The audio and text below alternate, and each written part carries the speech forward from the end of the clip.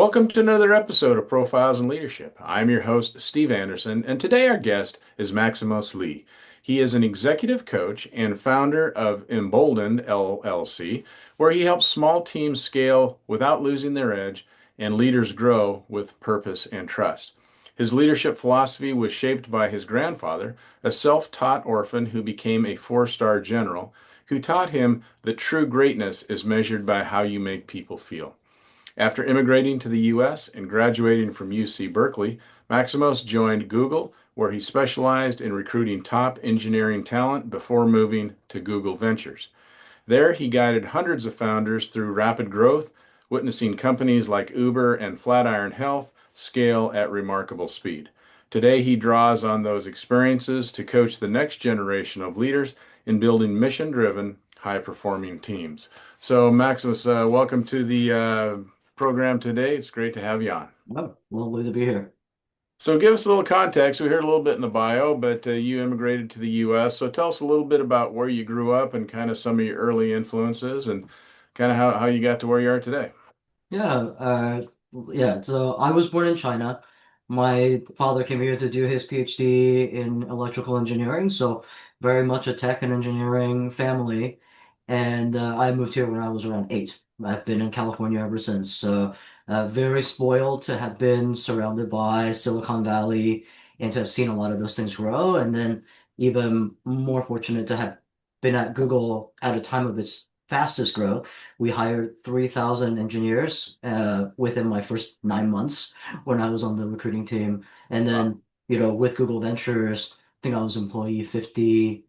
When I joined, the entire portfolio of investments that Google had made was 80 companies.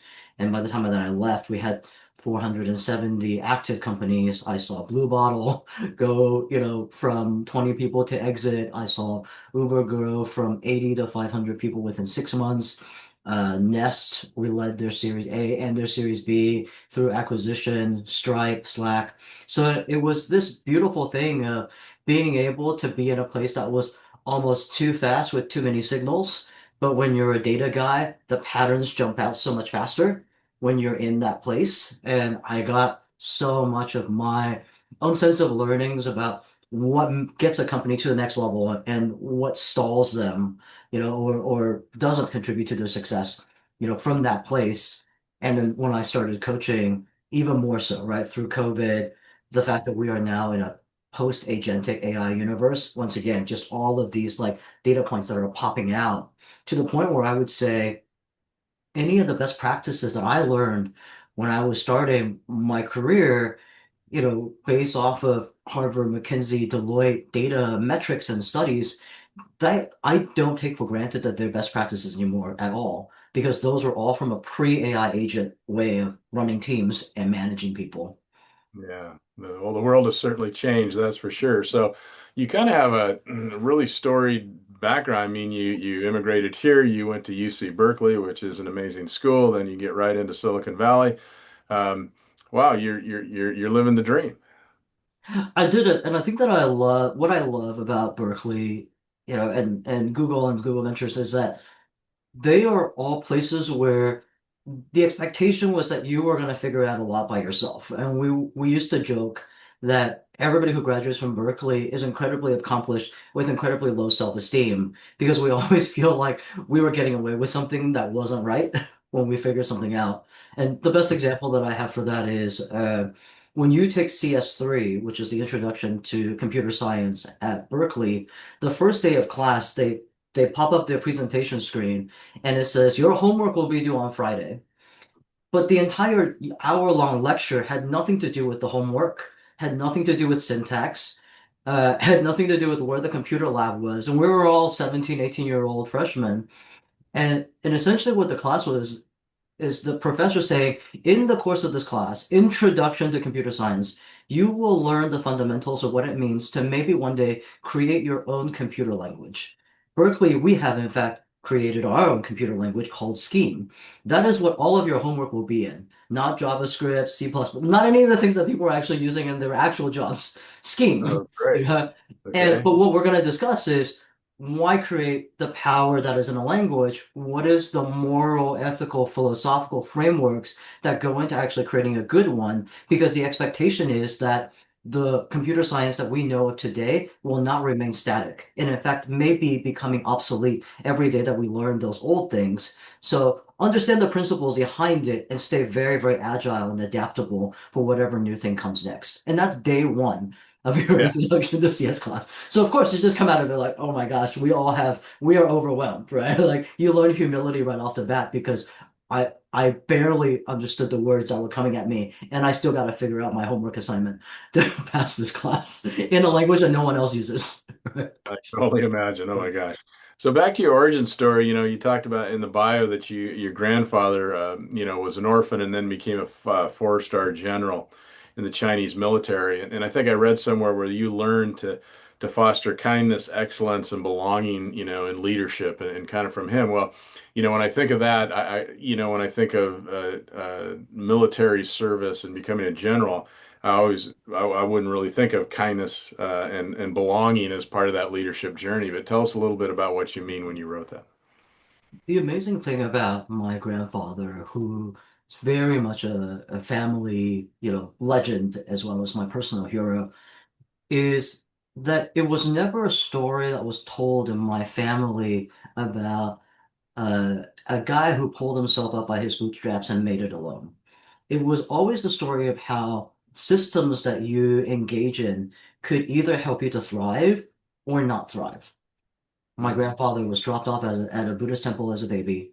He grew up then in a very small village where most of the people assumed that he would be a liar or a thief, because why else would you be abandoned at birth unless you had bad genes? And he started to figure out, how to apprentice himself in some of these like village bakeries and small businesses. And every single time he would just encounter people who made assumptions about him because of what they had interpreted about, his upbringing, his story of abandonment. And one day it was like, this is the last time I'm going to be accused of thievery. And he ran away, lied about his age, and joined the military. And it was Mhm. really in the military, right, that he taught himself to read. He taught himself math. He is the best dressed person that we know of in my family. My dad's an electrical engineer, right? So like, not a lot of great clothes there. But if you didn't buy clothes for yourself until you were an adult, and everything else that you had were uniforms, you had to learn things about what it meant to dress well. And so he would be, sketching things in his notebook about French fashion or British fashion because of the war. And all of those things were in my family indications of being in a small village versus being in the military changed nothing about my grandfather's potential, his desire to learn, his curiosity first, aptitude.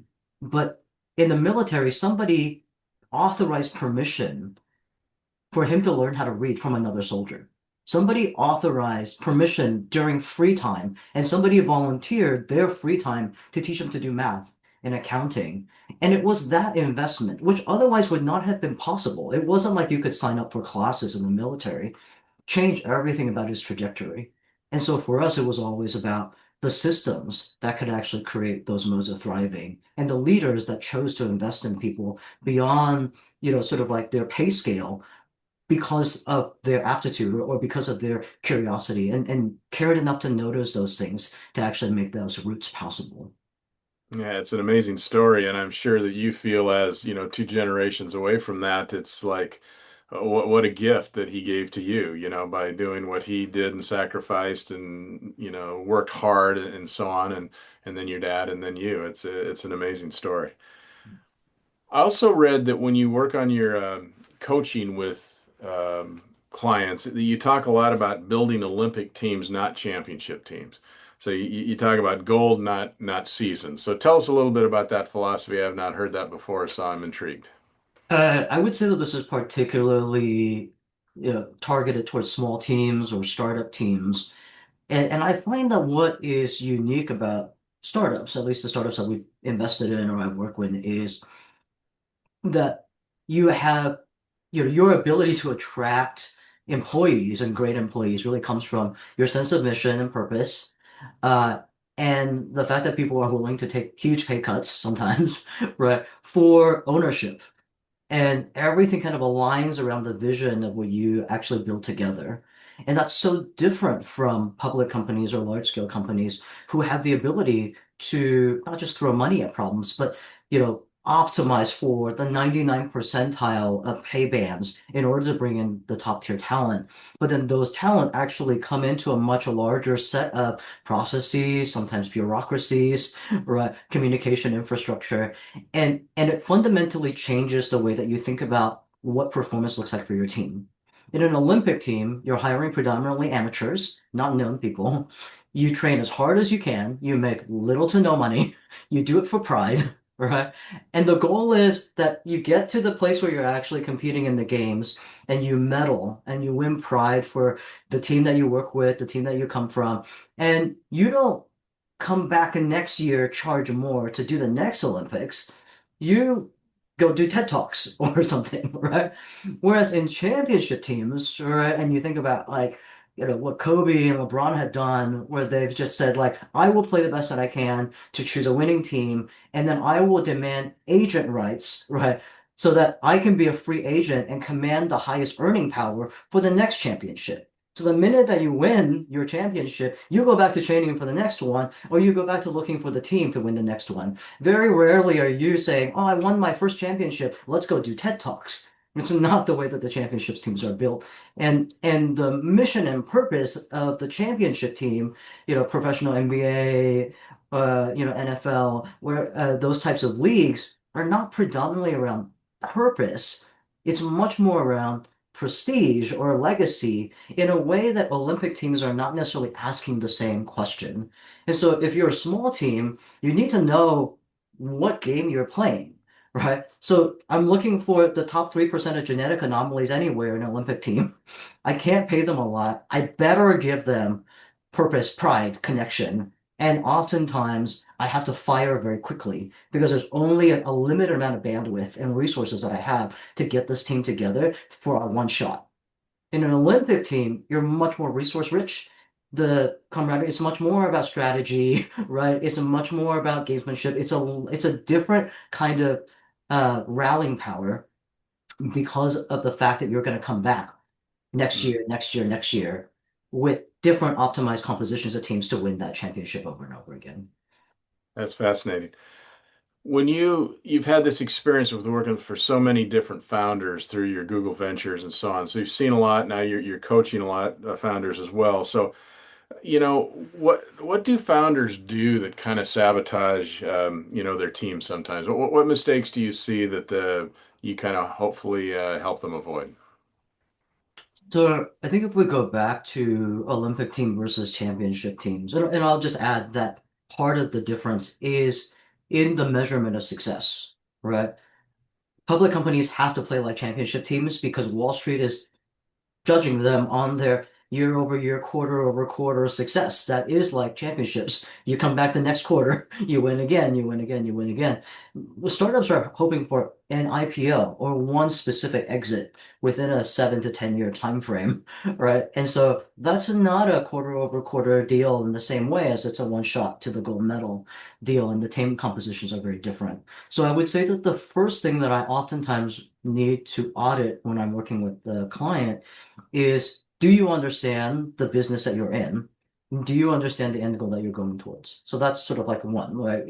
If you're trying to think about your growth in terms of quarter over quarter, you're not thinking enough about the exit, which is what your board and your investors and your employees are actually hoping for. You dilute your energy and momentum when you don't understand with clarity the business that you're in. The second thing that happens a lot of times, and I think Steve, you must do this as well with your clients, is what is the right level of hierarchy, span of control, executive team that fits where you are today and where you're going, but not too much further than that. Yeah. Right. I've seen so many cases where a company raises their Series A, they're 40 people, they made it from zero to between 10 or 20, ARR revenue a year, and they're shooting for the next tranche, 50 million. And everybody on their team, like the people that have like friends and family, right, Huh? predominantly individual contributors who have really good strategic insights, but they're player coaches, they're hands-on leaders, very little investment in people management. And then they raise that number, and then they're bored or they think, oh, I got to grow up as a company, which is totally true. And they go, and what got me here won't get me there. Also totally true. Let me hire somebody who is a 30-year veteran from Oracle. Unlikely to be successful, right? Yeah. Because the gap, I mean, first of all, even the memory of what it was like for that person to remember going from 10 million to 50 million is like a vague dot in the rearview mirror. They don't remember what it was like. That could have been, 15, 20 years ago that they really did that kind of build out, and the world is different now.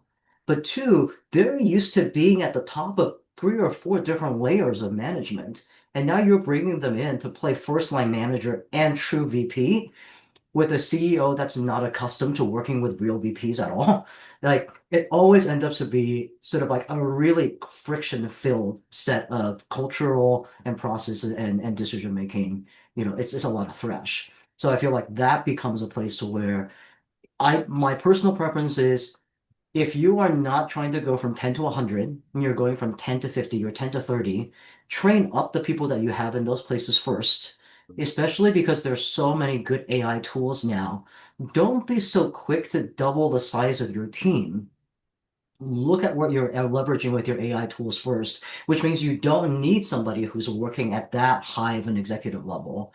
Um, so train up the people that you have into true manager and leaders rather than bring in somebody who's coming from, a post-exit or Series D, a 500-person team, exec level horsepower for what you're doing right now. It doesn't set them up for success, and you're not ready as a CEO to actually manage or supervise that person well. I think you made a good point in there too, and I think the key word was train.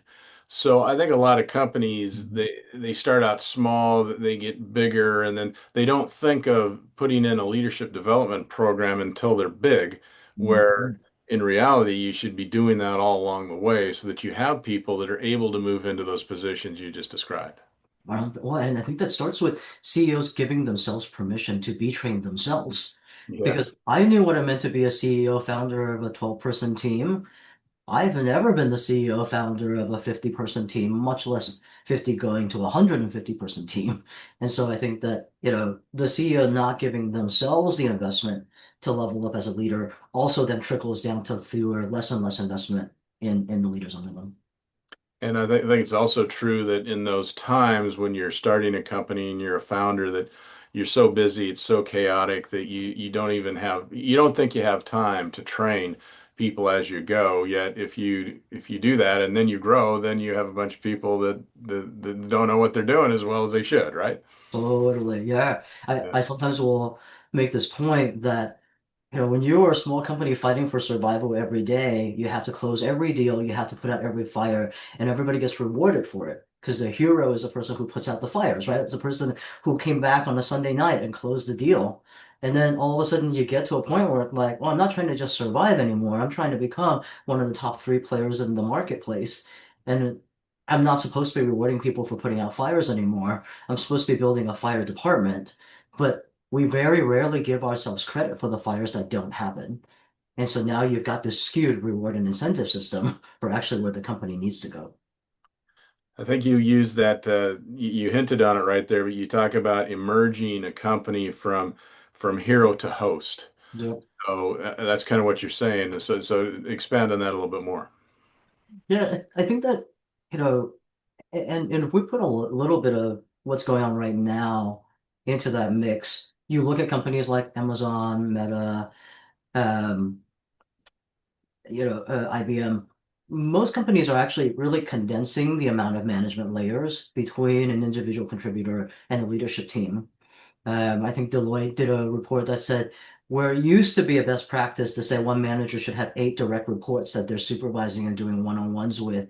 As of 2025, it's now 1 to 12, estimated to be 1 to 20 by the year 2028.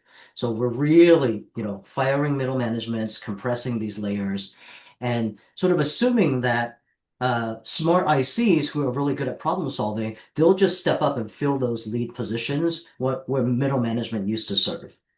And Mm. the problem with that, of course, is that to your point, you haven't trained any of these architect, tech leads, ICs to be able to do that thing, right?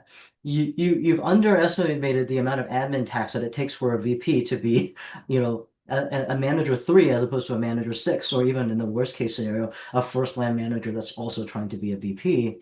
And then lastly, what you do is you have people who made their careers off of being the best problem solver in the room.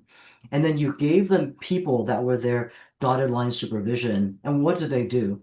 They go into every meeting asking the question, what's a problem? Where can I break the bottleneck? How can I unblock you?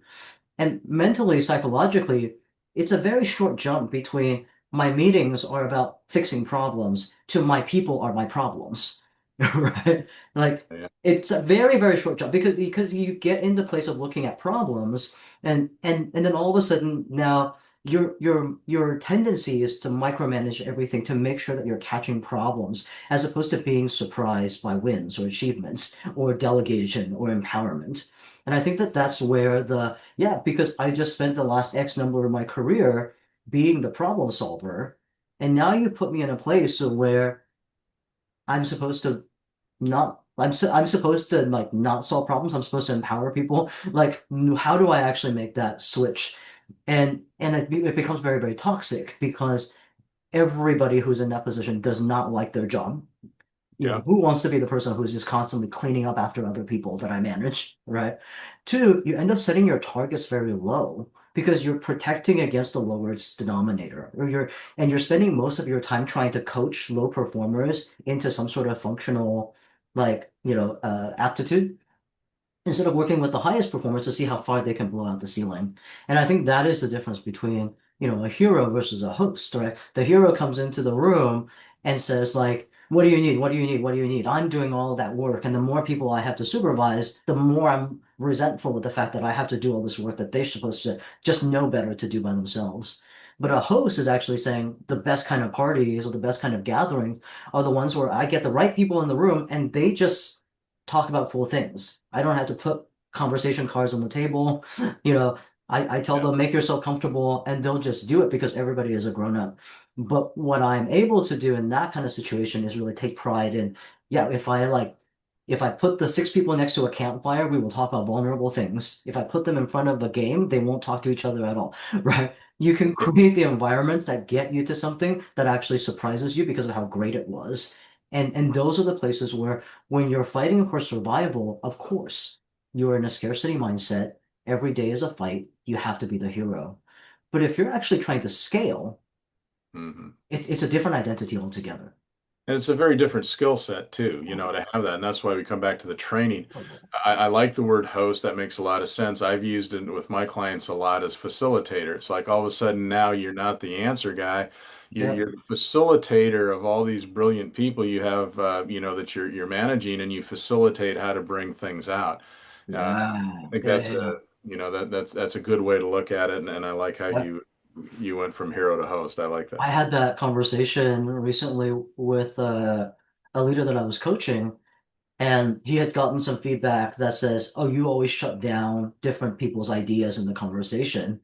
And I was watching some of the videos of his meetings, and it occurred to me, you know, when you were an architect at the company, you used to go into every meeting and then you would fight to be the loudest voice in the room because you had better ideas than other people and you were afraid that they would take a dumb idea over your idea. But now you're the manager.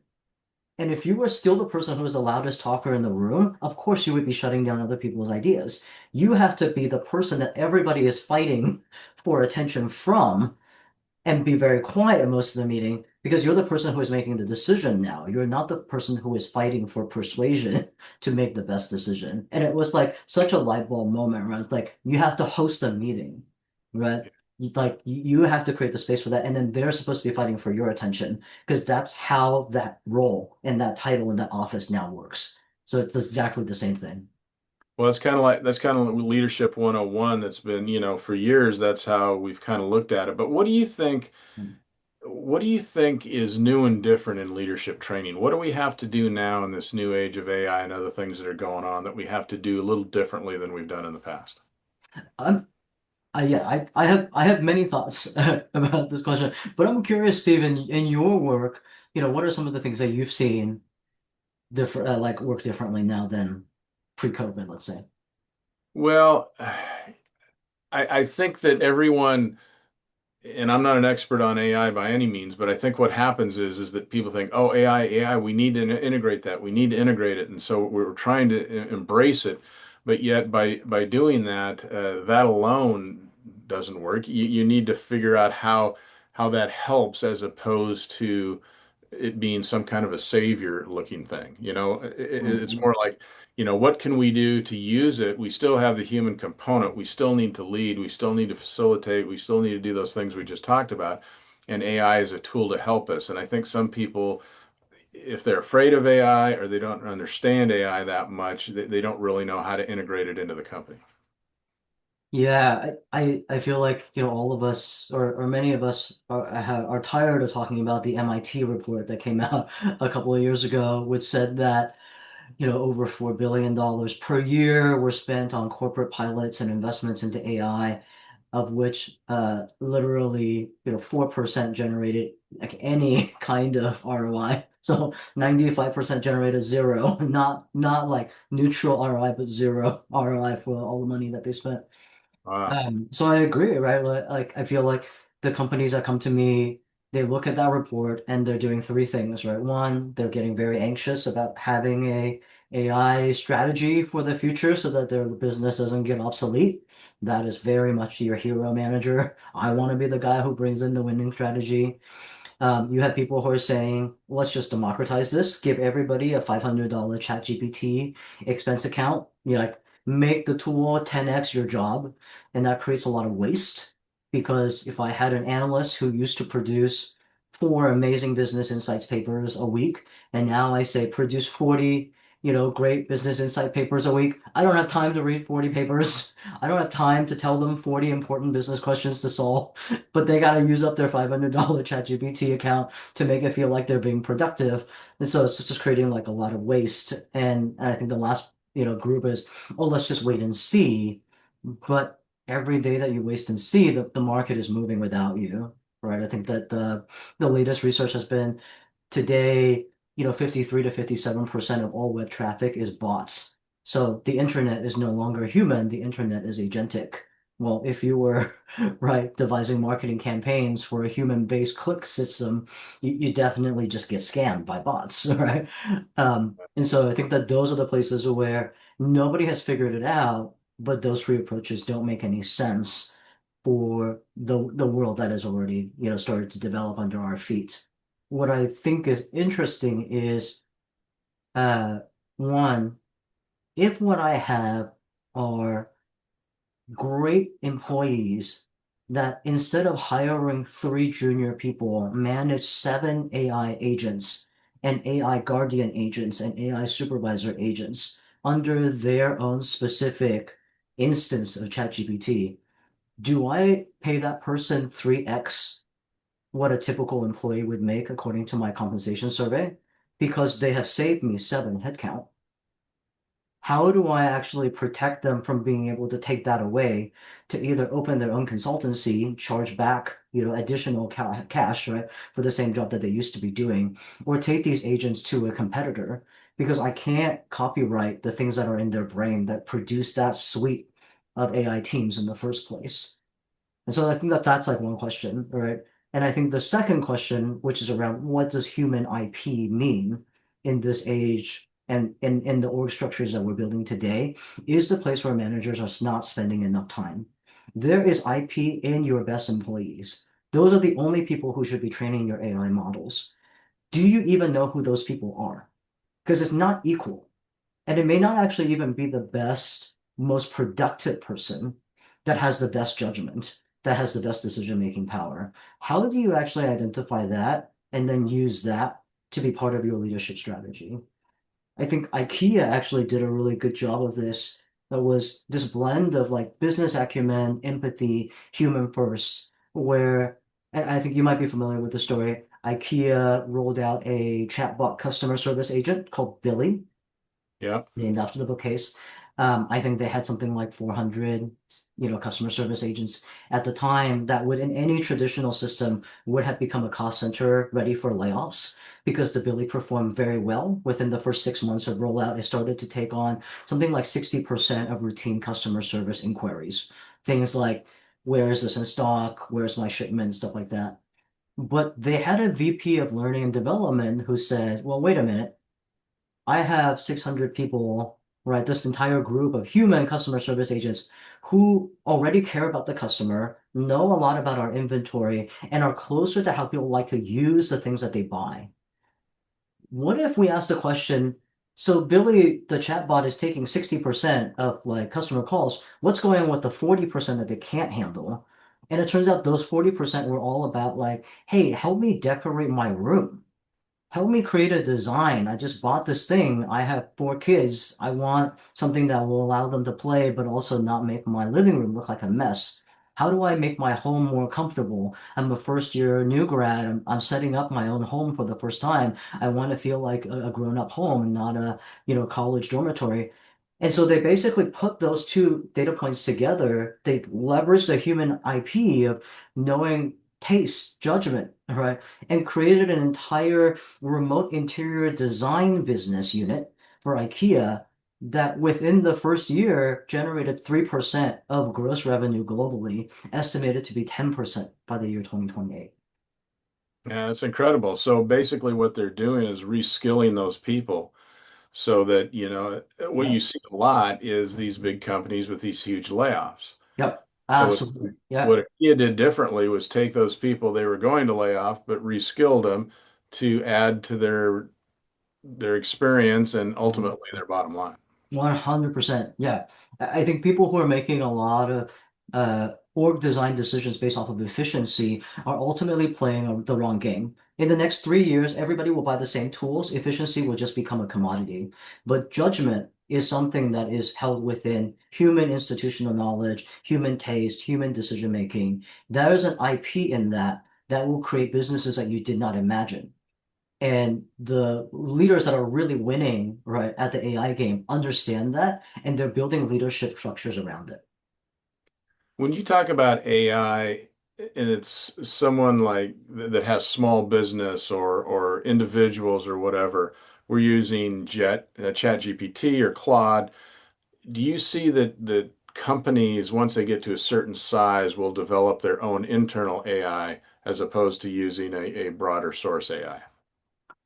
I think that to build it themselves is still a very high cost and high specialization approach. So I think that we will still be using things like Anthropic or Cursor, ChatGPT. What I think has been interesting for a lot of the small companies that I work with is creating their own AI frameworks. So it's almost like instead of Steve, I give you a budget. You have an agent and a ChatGPT instance that houses a lot of your own context and knowledge, but is unique to you. And then I have my own, and our AI agents could produce things that like fight each other or conflict with each other or miss each other's information context. There is a company-wide AI brain. That's your AI framework or AI harness that then keeps all of the other ones accountable. There was a legal firm that I ended up working with where they had brought in some AI tools to do analysis and discovery. And they thought, well, this is going to be a really great way to train my first year associates and make them so much more productive. So I'll just give them this tool and they can write briefs for clients instead of having to do it manually. And unfortunately, it turns out first year associates don't have a good judgment on quality. So massive hallucinations, a lot of like errors, right? The partners will be taking the briefs on the way to the customer meeting and saying like, "Oh crap, like what is this nonsense? Stop the meeting. I need to go back and do all this cleanup." And what eventually ended up happening was they had said, well, maybe we just won't hire first year associates. We'll make the, junior partners do their own work with this tool because they do have judgment. But that was a very expensive and costly way to use your junior partners. And so what we did instead was we had second year associates. create the brain for the entire law firm. This is what these clients look for. This is the state that these precedents, the judge will allow for what we're doing. Here are the edge cases where something is an exception, and they build that into an AI layer, and then AI agents get distributed, basically sent out from those layers into the first years. And so it's like the second years are using AI to help train the first years and quality control it. Yeah, interesting. So going back a little bit, talking about you working with small companies with founders and they're doing well and so they double in size and triple in size, and then all of a sudden chaos hits. Where does that come from? Where do you see the problems being, and what advice do you give to clients to hopefully avoid that time when it just becomes chaotic? I don't think that most companies actually should be doubling or tripling their headcount within a year. In the same way that it was very important that they do when I was working, for example, at Google Ventures.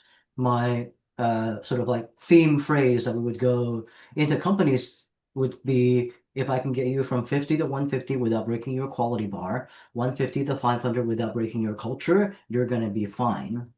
And now I feel like anytime you're actually thinking about passing the 150 mark, you should think very, very carefully about whether you need more people or more tools. Mhm. Um, and it's just because the tools are getting really, really good.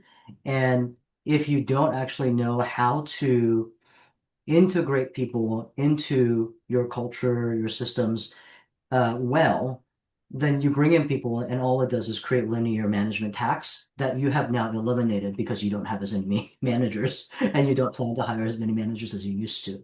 So, I mean, like to have one manager training 20 new grads within a 3-month period is a very, very hard job, right? It should be 1 to 4 because they have to learn what it means to be professional. They have to learn how it means to like the quality for your job, and they have to learn what quality looks like for your company. So I just think that companies should be slowing down the way that they hire. Of course, I have my own trauma from that because I helped so many companies do layoffs during COVID because they all overhired. And so I'm much, much more cautious about the people tax, the burn and the expense of hiring people that you don't know how to use properly. And therefore don't invest in. Those are not the systems that would have made my grandfather great. Yeah, So yeah. I think that that's one thing, right? And it's like if you're not interested in building out your management layer, be really slow to grow your team. All right. If you're not confident that you have mentors that are because of their performance review process incentivized to help other people as opposed to hoard all the work for themselves so that they become indispensable, don't double the size of your team. Right. There are all of these things that actually like if your reward incentive system does not promote cross-cultural collaboration, don't double the size of your team. You're just scaling dysfunction. You're just scaling bottlenecks and silos, and those things will kill your business. Yeah, that's a really good point. You built and sold, I think it's called Deliver Zero, correct? Yourself. So during that process and what you did, what do you think you learned from that experience? I don't actually think that was me, or yeah, deliver Okay. zone. That is something I will cut out then. I must have Okay, had yeah, that sounds bad fun. info All right. on. Oh, okay. Okay. Let's go on then. Okay. Um, when I think of your story and looking at what you do, you have a lot of experience helping businesses do things and investing in businesses and so on. Now you've kind of made the move from, investor operator side more to becoming an executive coach. So I'm wondering why you did that. I would assume the earning potential isn't quite the same. So what was your motivation to do that? When I was in a venture capital firm, I was part of the IP and value proposition of my firm. So the goal was uh, essentially to one, maximize the returns on the checks that Google writes to the startups that is in its portfolio, and two, attract or help to close very competitive deals because of what we were able to offer companies to help them be successful. And therefore, it was not in my interest and potentially part of my non-compete and non-disclosure agreement to not share a lot of what I had learned with people that didn't get a check from Google. But as I became more and more sort of like senior and an institution in my own side, through my time with GV, I realized that it wasn't always the best ideas about the checks. I realized that so much of 80% of the portfolio were all Harvard and Stanford grads, right? 80% of the portfolio were people who had second degree connections to somebody that was in the partnership. These were relationship businesses. And a known issue, right? Not a lot of women founders get invested in. Not a lot of people who are first-time college graduates got investments in there.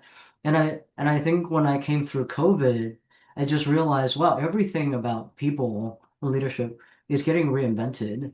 And I had to ask myself the question, do I want to be right, a hero or a host? Do I want to be somebody who goes in there and helps people fix things? Or do I actually want to be somebody who creates a community of people who are trying to figure it out in a much more open way that wasn't tied to a particular board seat or a particular investment check? And I just thought it's so much more fun to be a builder in that kind of a community sense. And I had to go through my own identity transition, right? And then I went and found my own coach to think through how was I going to navigate that. Because to your point, it's really easy to go into a company and say, I come from the board, I come from Google Ventures, and have them listen to me. It's much more difficult to go into a company and say, well, my name is Maximus Lih, and I have a lot of experience, but you have no reason to trust me.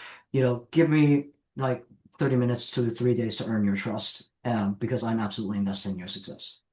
So now you're in the executive coaching world. What does a great client look like, or what does a relationship between a coach and a client look like to you that you're saying, okay, this is what I really enjoy? I love seeing um, the transformation that can happen in somebody. And it brings me a lot of joy sometimes when I get a text from somebody who says like, oh, I had this really difficult conflict resolution thing that I had to facilitate or navigate, and I channeled my inner Maximus and I asked these three questions and I was able to get through it. And I didn't have to jump on an emergency call to role play or talk them through it. And most of the time my response was like, that's not my voice you're channeling, that's your voice, right? That's Yeah. you as the VP, right, that you're channeling. And don't underestimate that truth.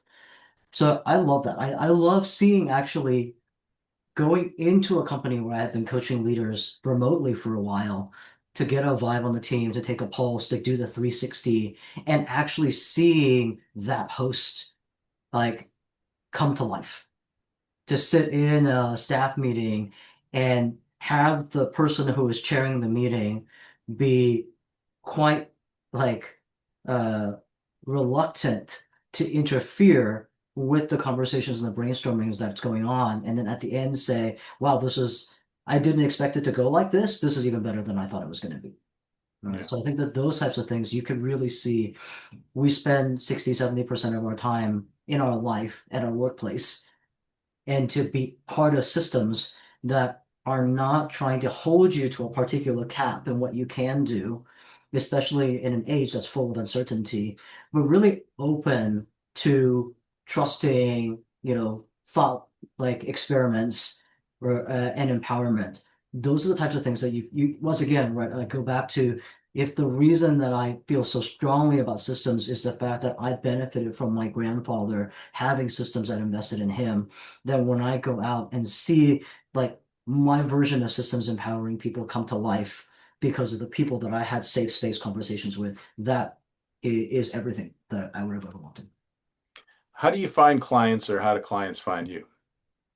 I'd say I'm really lucky. I have clients that refer me to other clients, and that's always such a compliment. Like, thank you so much for honoring me by introducing me to other people. And then a fair number of people find me through LinkedIn or conversations like this. All right, so I'd say like VC partners send me clients, LinkedIn and podcasts send me clients, and former clients or current or active clients send me referrals. Okay. I read somewhere where you said that you want to help leaders be a good ancestor. What Mhm. does that mean? Well, I think that there are two interesting things that we're seeing right now in the marketplace. One of them is that companies are increasingly full of four generations of employees, everything from boomers all the way through to Gen Alpha. That might actually be five generations, actually, now that I think about it. Um, and boomers are understandably staying in the workplace longer and longer, which means that for somebody who is between, let's say, 35 and 45, to be able to find opportunities to experiment with their own sense of executive presence and leadership, they need people who will invest in them and give them the opportunity for that kind of exposure. The older model of, oh, this person will retire and then I get to step up, it's a much longer time, and the gap between skill set and qualification is widening. So when I work with leaders, I try to be very generous about saying, like, your job as host is to pull people up and let them have a shot, even if they're not ready for the full job, because you have to think about that kind of succession in real time. And you have to think about that succession not as succession, not as when you leave the workplace, this person will take over, but as you go into part-time work or as you step into an advisor role, they're going to be able to take on this work. So I think that that's one thing. And then two, I do think that leaders that run systems change the way that somebody sees themselves as a high performer or not, sees themselves as creative or not, sees themselves as capable or not, and sees themselves as replaceable by AI or indispensable in an AI age or not. And those are also legacies that we pass on to the new grads that are coming into the workplace and the people that are sort of in more junior levels below us. Said in a different way, I think what you're saying there is one of the leaders' biggest jobs is to help other leaders grow. And I know I've had experience that when what you referred to just a minute ago, where you have somebody who maybe doesn't have all the credentials and doesn't have all the experience, but yet they have the qualities, they have the values, they have the potential. And if you put time into them and mentor them and train them, those people usually turn out to be much better leaders for the company down the road than somebody that you bring in that has all the credentials that perhaps you don't know as well. Oh yeah, and sometimes leaders for other companies down the road, right? You know, when I think about Google, Google has spawned so many generations of startups. Because Google has spawned executives that go to other companies. Sheryl Sandberg was an associate PM at Google that then became the COO at Facebook. You can't deny that there is a different kind of ancestry when we think about generations of companies, not just within your own company as well. For sure. Well, Maximus, in anticipation of our discussion today, we've covered a lot, but what haven't I asked you that you want to be sure to get in the program today? I think that one thing that I would just double click on is when we look across the ecosystem, at least in tech right now, you have people removing those middle management layers in the name of efficiency, but they're not supplementing it with training, development, investment in the leaders that they're trying to promote into some of those management roles, informally or casually. And I think that that's a mistake. I think that management is going to become more valuable in the age of AI, not less valuable. And primarily, I think that it's because quality continues to be a big problem for AI, period. And so I think the people who say, well, it's really going to be about leadership.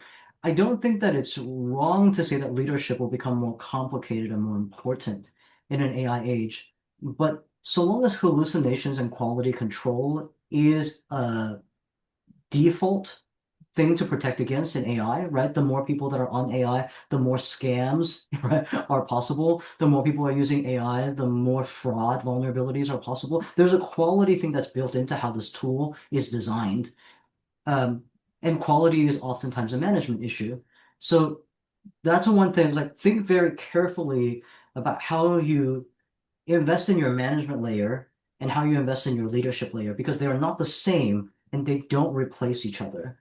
And so I think that that's one thing that, especially if you're over 50 people as a company, you're going to get into a place where your span of control is going to be 12 to 20 people. And if you don't ask what is my quality mechanism and who are the managers that are going to like protect in a host way, especially around that, as opposed to a fire fast anytime I see mistakes way out of that, you will put yourself in a place where there's a lot of risk to your customer trust because the quality is not true. It's a very good point. I think too that when we look at companies too, again, you and I are on the same page on this leadership development and mentoring, and we need structure around that to help that happen. We just can't assume it's going to happen by osmosis. Mhm. And yet, when anybody gets busy and it gets chaotic, like we talked about earlier, things get crazy, it's the first thing they say is, well, we don't have time for that right now, or Right. we don't want to spend the money for that right now. We'll do that later. And I think that's a big mistake. I think it's got to be from the get-go and ongoing to really prepare yourself for the growth that we're talking Yeah. about. I couldn't agree more. And I go back to if there is such a thing as human IP, then the people in your company that have the most context about your business should be the people that you promote into leadership or management first. And I can make, a really easy case for that. Like one, they're going to be better at training your AI models. Two, that you don't need to onboard them. It's cheaper to, hire somebody like Steve to coach them than it would be to hire a 300 to 450K a year executive that may be overshot for what your company is doing right now. Um, but it just feels like the sort of like prestigious answer is, oh, let's go and hire somebody famous into this role instead of training up the people who have been really at the forefront of your strategy all along. How many stories have we seen where, especially bigger companies, they go out and they hire that knight on the white horse that's going to come in and solve all the problems, and Mm. that just never happens. Oh yeah, I mean, and once again, if you don't know how to manage that person, you could be setting that person up for failure because you expect them to be the savior, but you don't know how to integrate them properly into your team. For sure. Well, at this point in the interview, I always ask my guests the same common question, and that question is, in relation to leadership, what is a pearl of wisdom that you could leave us with today? Uh, I would say that if you are a leader, if you are a leader navigating a lot of the complexities, go places where you can learn more in 3 months than other people learn in a year, and you'll be part of building what the future of employment could become. Hmm. And I genuinely believe that. Like, don't go into your work situation, your promos, your job opportunities with that problem-solving mindset. Go into it with a curiosity mindset, and you will find yourself surprisingly an empowerment individual. Well said. Well, what's in the future for you? Still just doing what you're doing, building your client base, helping more people? Do you have any uh, big initiatives or great ideas that you're gonna do in the next few months or year? Yeah, I'm going to Hong Kong to do some work with the conference over there, and I think that it will be really interesting to hear how companies in Asia are actually changing their leadership structures to look a little bit more like Silicon Valley in the 90s. So I'm interested in always learning more about what interesting people are doing in leadership. And I would say that I rolled out an offering recently where instead of going in as sort of a fractional chief people officer and working with leaders, I will coach sort of like the leadership team that you want to up level. So I was like, oh yeah, we can put together a package where I'll just train all four of your directors into exec leadership roles, and I'll help you set up what that staff meeting would look like. And it gives me a lot uh, of joy to be able to see that not just working one-on-one, but also being able to see them work collaboratively as a functional staff unit. And if people want to reach out to you, is LinkedIn the place to go? Yeah, LinkedIn is where I do most of that. Okay, and just so that those that are listening, your last name is Lee, but it's spelled Lih. That's correct. Okay, great. Well, Maximus, this has been really interesting. I love your idea of the curiosity mindset heading into these leadership roles. I couldn't agree more. I think we're on the same page on those things. And so it's been great talking to you today. Sounds like you've had some wonderful and exciting experiences, and future looks bright. So thanks for coming on the show today. I really appreciate it. Lovely to be here. Thanks, Steve. Okay, take care. Have a good rest of your day. You as well. Bye bye.